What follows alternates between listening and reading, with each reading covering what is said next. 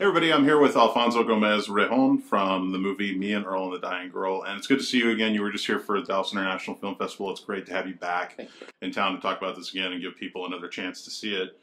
I was talking to the guys. They all seem like they had a really great time making this thing. I wanted to ask you, because I know that one of your earliest things that you did was you worked with Marty Scorsese. Has Marty had a chance to see this yet? Yes. And what did he think about it? He saw a rough cut because we use his voice twice, his commentary over the Taxi Driver. That's the original Laserdisc commentary that I heard for the first time in the hallways of NYU in 1990 or 91. And it was the first time that was happening. Now it's everywhere. But I think it was the first Laserdisc that, and I think Raging Bull.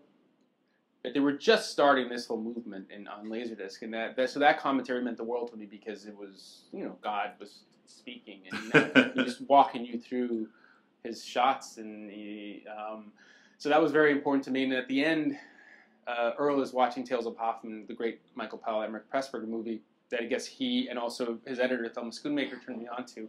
And so we were using his voice. Mm-hmm. We needed his rights, his release. And so he saw a DVD of it when he was prepping his film in Taipei. And he sent me, I know he was very proud of it and quickly signed the release. And then he called after Sundance when we won. He called from a mountain in Taipei to congratulate me. So that was very meaningful to me because that's the reason I left Laredo was after I saw Mean Streets. That's amazing. Talk a little bit about that experience with Sundance and coming out of that and having people take to it the way they did and the studio buying and all that. I mean, this had to be incredibly exciting for you. I mean, the sense of accomplishment, I guess, that would have come out of all that. Yeah, I mean, it was more than anything because I've been brought up in production as a PA, craft service, art department, truck driver. I felt that I was finally a part of something that the crew was being recognized for the work. We all did this thing together, and that was very important to me. That they felt they were part of something they were also proud of. That would have a chance, hopefully, to be seen in theaters, which isn't always the case. Even if it wins or if it's so the fact that Fox Searchlight came and embraced it the way they have and doing such an amazing job getting the movie out there. It's a little kind of unconventional movie where we reference Herzog, every 2 scenes. And the fact that they're embracing and getting out there meant the world to all of us. But Sundance was a dream. All of us were changed. I think, but the making of the film was a very cathartic experience for a lot of us. And then thinking that you go into Sundance thinking, well, you're going to exhibit the film and that's it. That's how this journey ends. And then you move on to something else.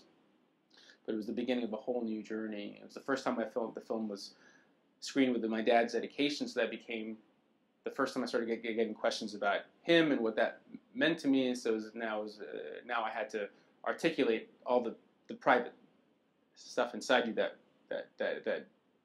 made you need to make a movie like this. So that began a whole new journey, and now this publicity phase is so new to me, but it feels great because I'm very proud of the film, and more than anything, really proud of the work from the cast and the crew, everyone all the work that went into it. Absolutely. One of the things I really appreciated about this, and I was telling the guys too, was that it reminded me very personally of what it felt like to be in high school and to be a high school kid. I mean, it really does evoke a lot of those same feelings. There's so many little moments that you're kind of like, I've been through that, I've experienced that, I've had a friend that wasn't necessarily a friend type of thing, like Earl.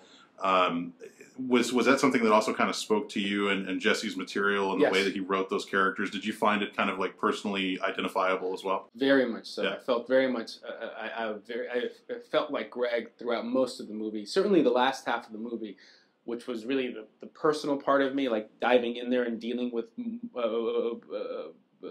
making it really personal and going through his emotions and his journey there. But the beginning I found not only hysterical, so funny, but so accurate because high school is a battleground. High school is terrifying, and then so it was like my duty as a director. What's my approach? How do I make it look different? How do I make it feel like a prison? Luckily, we found Shanley High School, which is a high school that Jesse went to and Warhol went to, and it really shoot it in a way that looked like an institution, like a prison, and then that would then also help in creating this sense of this hyper reality of and how you remembered high school as a kid and how terrifying that experience was for a lot of us.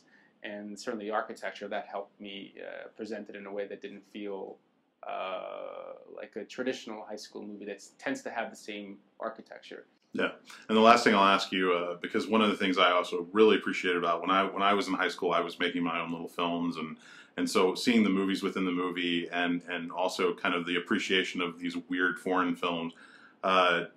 Was there any of that stuff, like the movies within the movie, that you guys shot that maybe didn't make it into the film? Because oh sure, yeah, God, that stuff is so great. It's so great. And Ed Bursch and Nate Marsh made those beautiful films. No, and I remember the same thing.